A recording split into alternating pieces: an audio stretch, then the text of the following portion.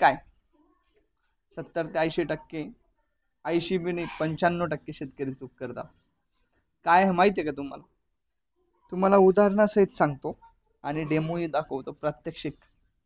तर तिच्यामध्ये चूक अशी आहे महाराज, की आता माझं टोमॅटोचं माझं स्वतःचं सांगतो, तुम्हीच काय मी त्यातलाच आहे. स्वतःचं सांगतो. विषय काय होतोय की पीक निघायला सुरुवात होते, उत्पन्न आता टोमॅटो माझी निघायला सुरुवात झाली आणि निघायला सुरुवात झाली आणि 100 रुपये कॅरेट जात आहे. किती? 100. मागच्या वर्षी 1500 रुपये जात, सॉरी 700-800 रुपये जात होतं. आता 100 रुपये जात होते. म्हणजे काय जातोय? फुकट भाव. असंच केळीमध्ये होतं, असंच बागांमध्ये होतं, भाजीपाल्याच्या पिकांमध्ये. जेव्हा फुकट भाव जातो ना, तेव्हा आम्ही त्या चांगला बाग होता एकदम, सगळं स्टॉप करून दिलं.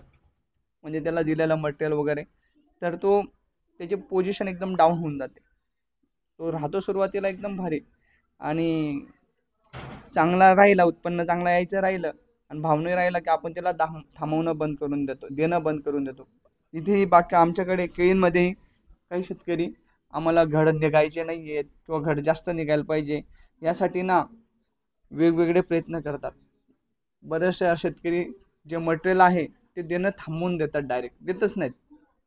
म्हणजे तुम्हाला एवढं आहे दुर्दैव की समजा आता जर केळीचे बाजार जर समजा 500 रुपये क्विंटल होऊन गेले, म्हणजे एकदम खराब लेवलला येऊन गेले, तर तो आत्ताचे बाजार बघून पुढचे म्हणजे भविष्यात जी केळी निघणार आहे त्याचे सुद्धा देणं थांबवून देतो. काय सांगता येतं भविष्यात भाव राहील का नाही?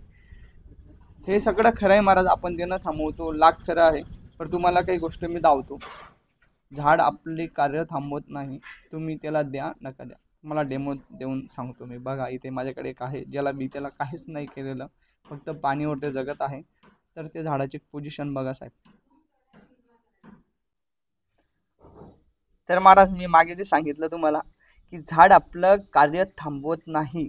तुम्ही काही द्या त्याला, तुम्ही द्या नका द्या, ते थांबवणार नाही. आता हे इथे कपाशीचं एक बी लागलेलं होतं, रोपटं उगून आलेलं होतं, त्याला फक्त पाण्यावर जगत होते ते.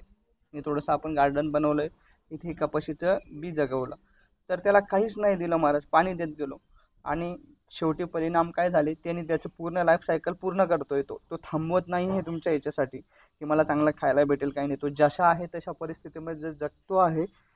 आणि हे त्यांनी बघा इथे आता हे 3 त्याला बोंड लागून गेलेले आहेत. हे 1, हे 2, हे 3 आणि त्याची उंची बघा तर जास्तीत जास्त 1.5 फूट आहे. म्हणजे काय होते, आपण मला सांगायचा मुद्दा एकच आहे की आपण काय चूक करतो देण्याच्या टायमाला, की समजा आता काही नाही आहे, भाव नाही आहे म्हणून देणं थांबून देतो, पण झाड त्याची पोझिशन बदलवत नाही. झाड चालूच राहतं, ते कमी जास्त प्रमाणात कसं आहे ना, त्याची लाईफ सायकल तो पूर्ण करणार. जसं आपण आपल्या आयुष्यामध्ये पूर्णत्वाला नेतो, तसं ते त्याचं आयुष्य पूर्णत्वाला नेतं. मग ते गरिबीत असो, श्रीमंतीत असो, तसं हे वाईट परिस्थितीत असो किंवा चांगल्या परिस्थितीत असो, म्हणजे चांगलं खतात असतो, भेटो त्याला का नको भेटो. तर असं आहे महाराज.